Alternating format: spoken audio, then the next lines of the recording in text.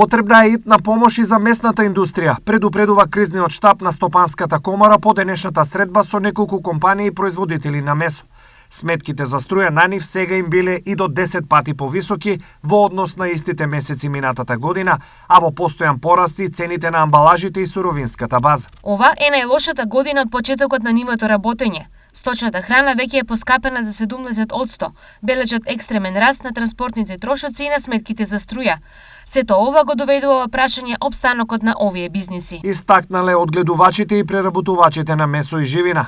Проблемот на местната индустрија како приоритетен бил истакнат и на средба со министерот Бектеши, кој вчера даде ветување дека ќе се бара начин да се помогне и на оваа индустрија. Најверојатно при крај ќе бидат анализата во делот на потрошувачката и финансиските импликации до утре, каде што и треба да се донесе одлуката од страната на владата. Инаку, според најавите, цената на струјата што ќе ја обезбеди владата ќе биде помала од 100 евра за мегават час, што е двојно пониска од цената на регулираниот пазар. Тоа ќе значи не само опстанок на компаниите, туку и намалување на продажните цени на нивните производи за околу 10%.